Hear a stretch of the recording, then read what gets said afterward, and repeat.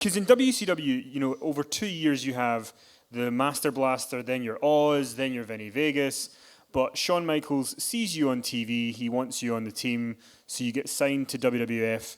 Talk about that first meeting with Vince when you are going to WWF. What was that first meeting with Vince like? First meeting with Vince was, they flew me in to, I flew into LaGuardia, and Marcos was Vince's personal limousine driver. So he was waiting for me in baggage claim. This is back when, you could walk somebody to the gate.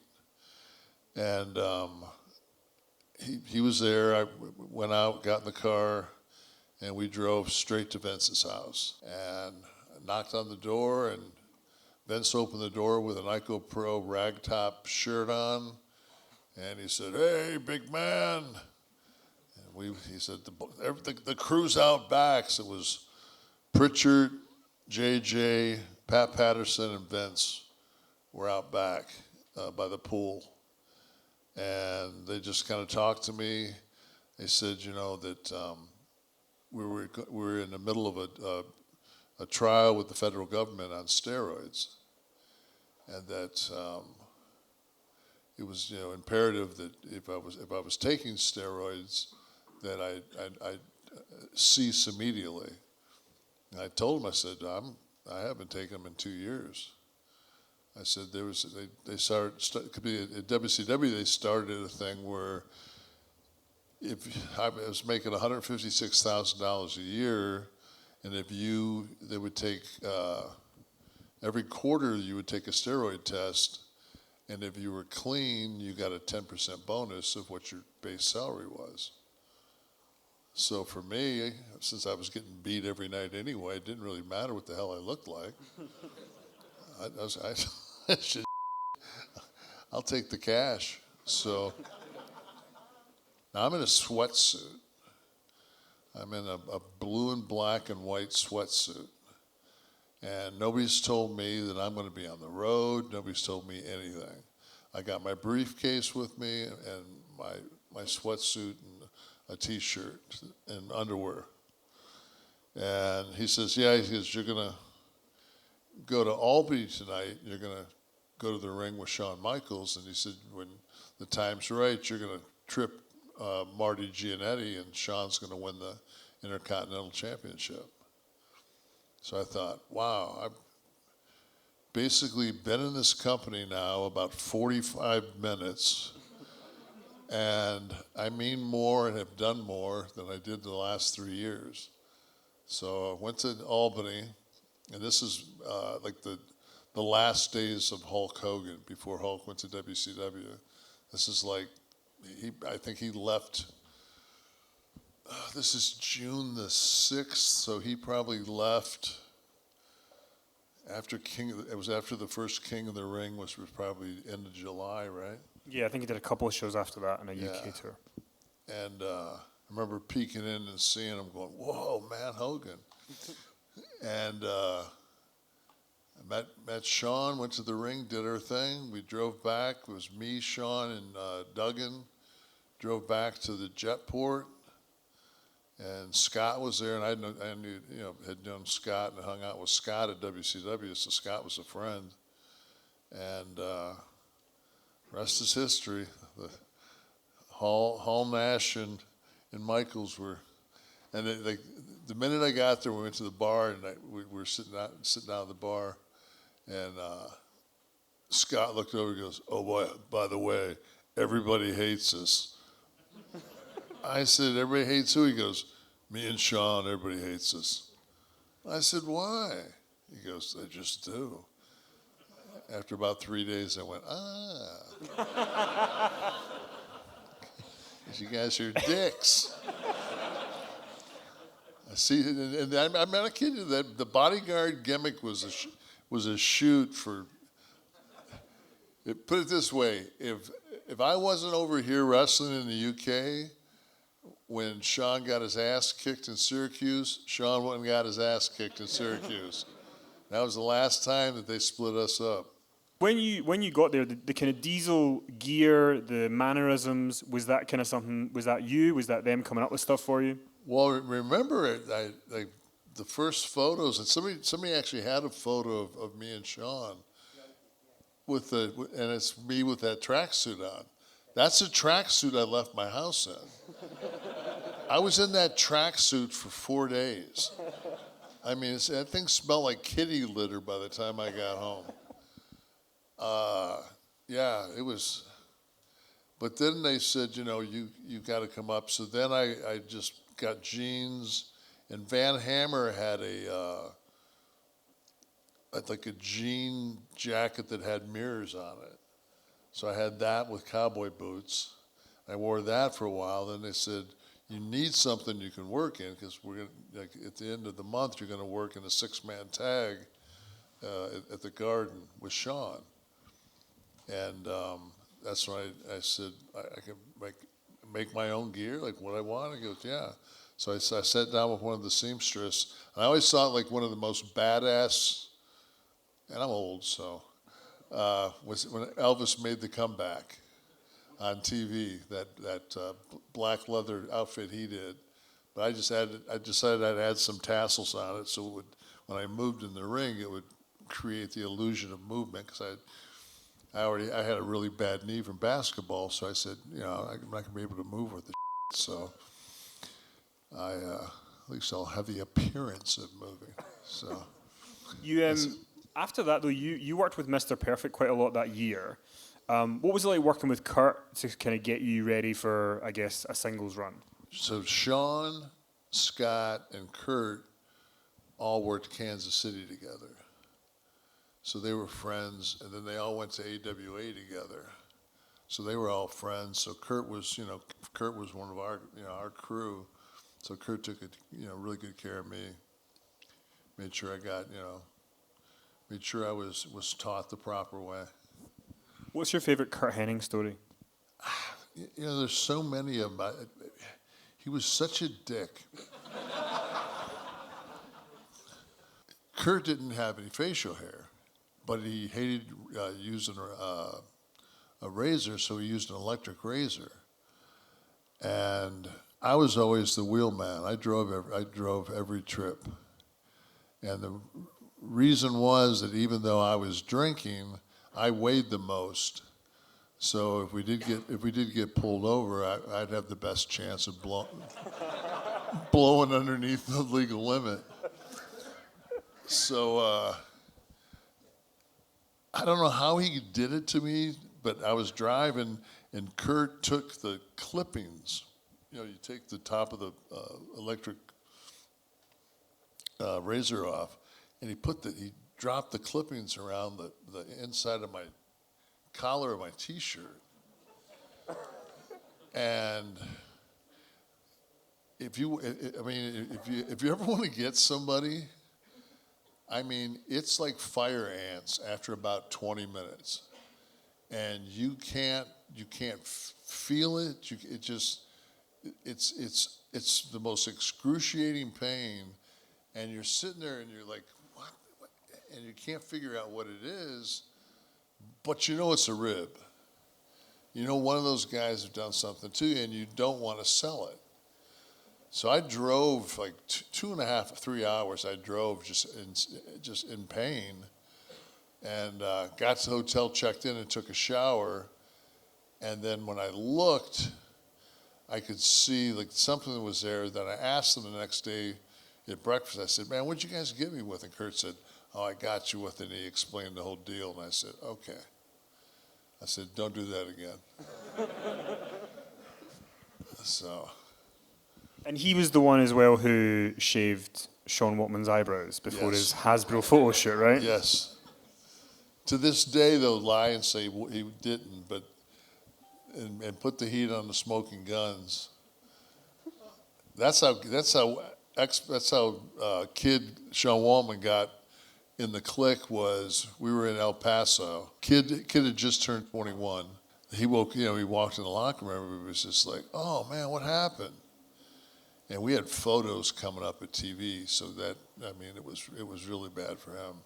So, but Kid was skinny, man. He was like maybe 190 pounds, 185 pounds, and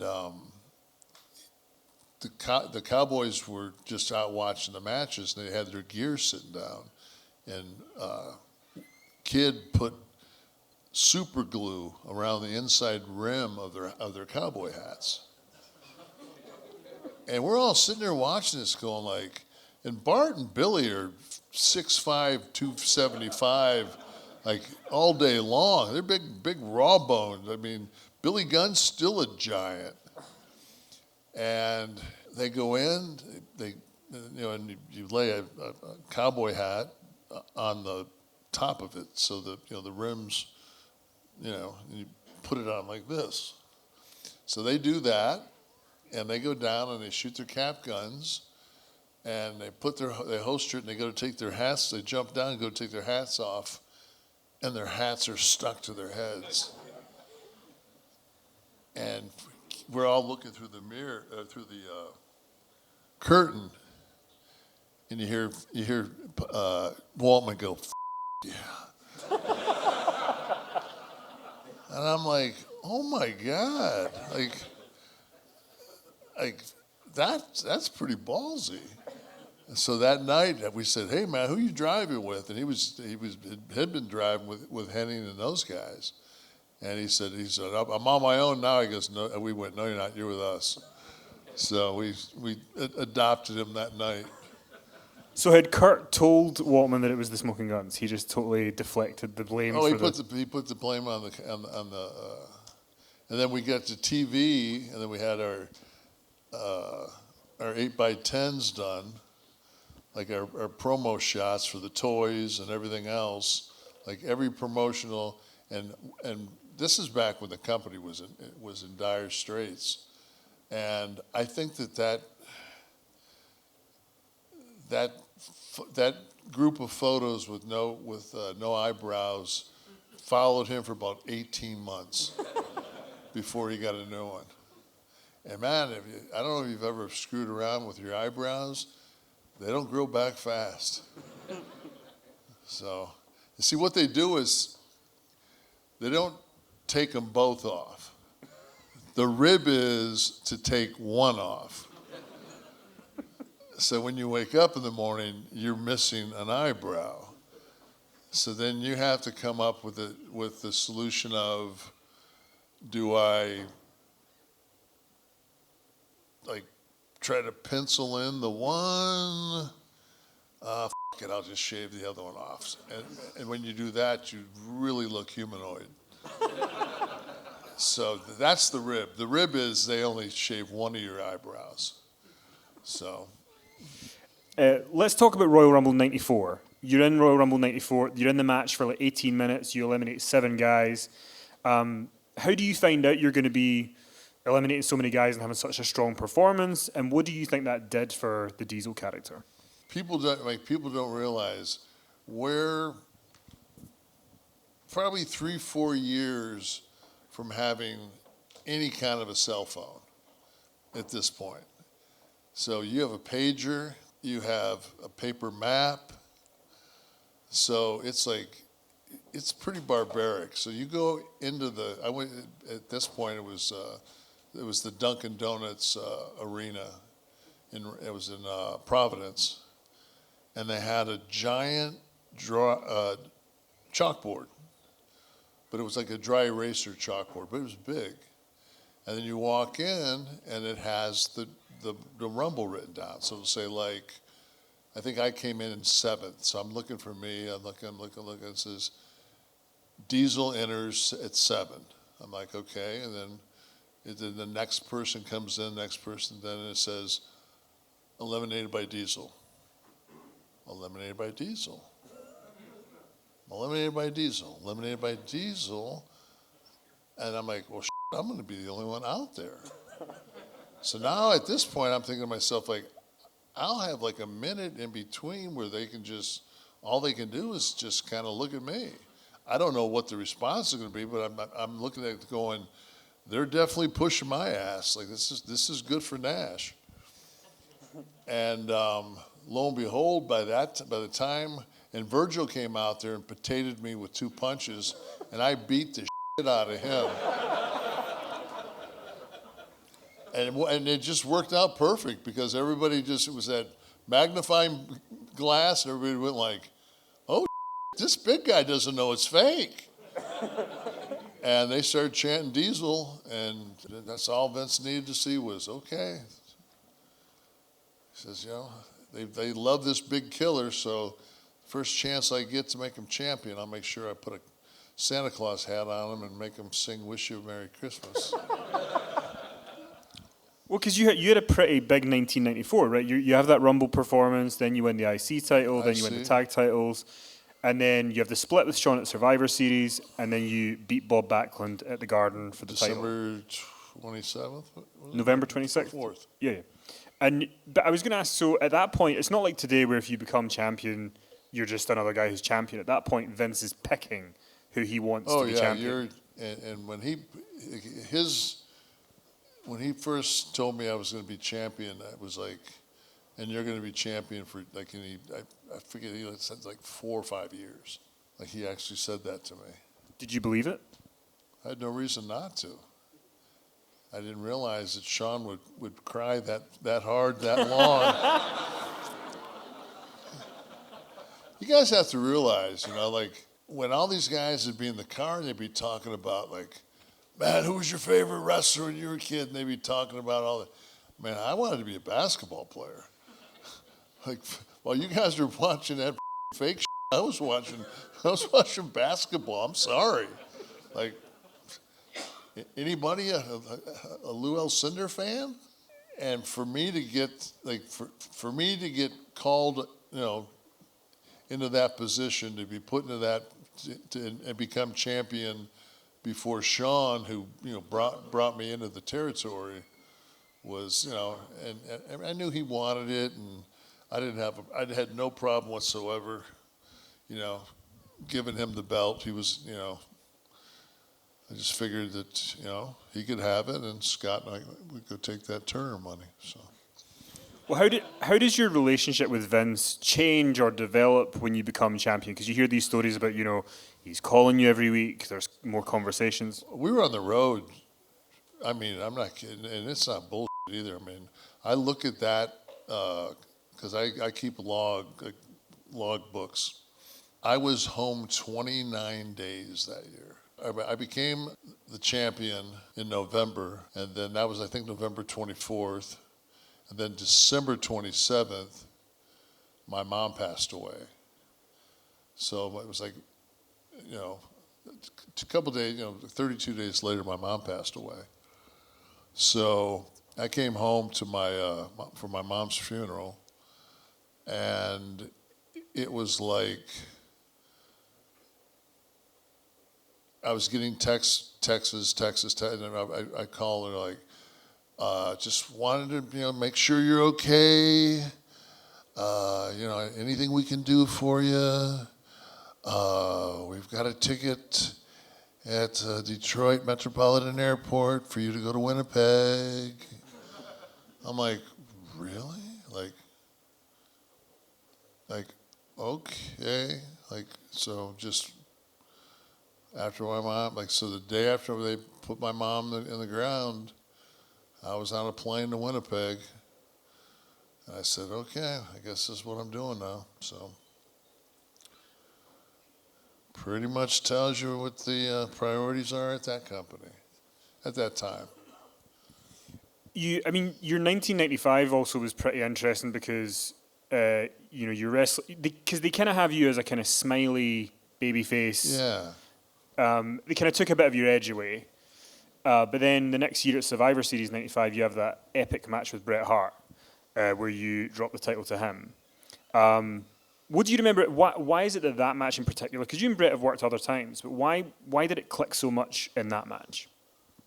I told Dunn in the truck, I said, when I lose, I said, make sure there's a close-up of my face. And they shot that close-up of my face, and I went, mother. And I knew they weren't going to have anything but that because I asked them 5 times that day. And I said it, and I was the first person that I know. I flipped off The Undertaker at Royal Rumble like a couple months months later when him and Bret were in the ring and I flipped The Undertaker off, which was the first time anybody flipped off anybody on their television. So basically everything that I wanted to do with the character, see, I thought Vince knew.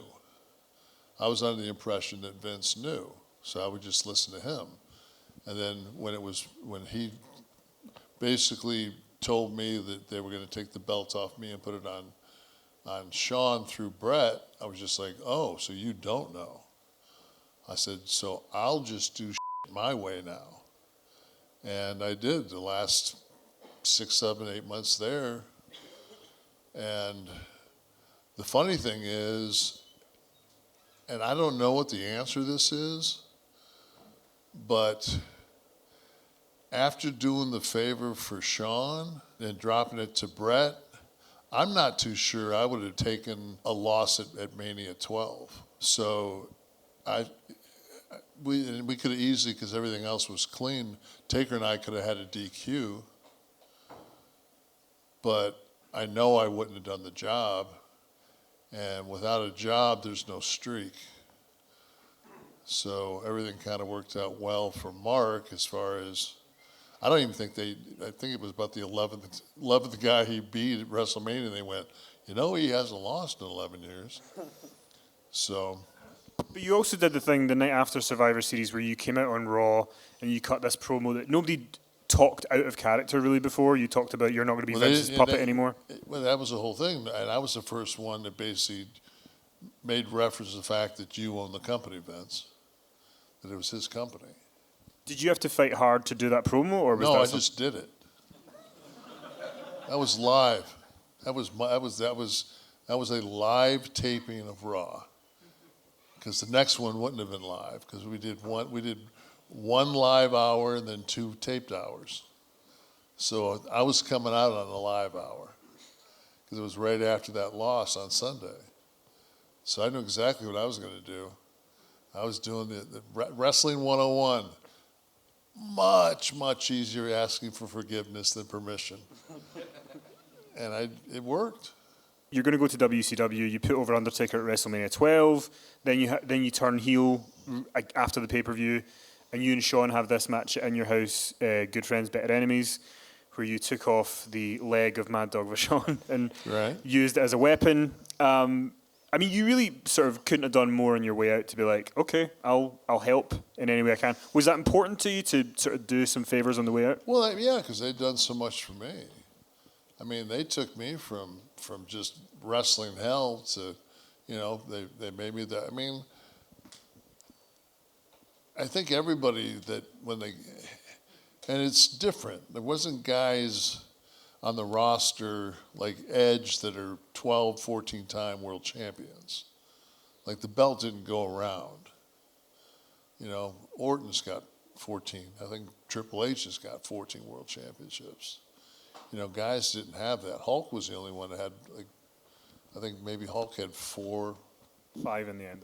Yeah. I mean, but at that time, I think maybe 4.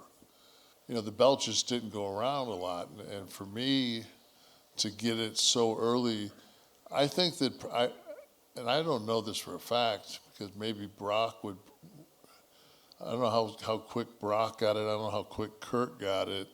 But I probably had the least amount of matches, single matches, before getting the title than probably anybody.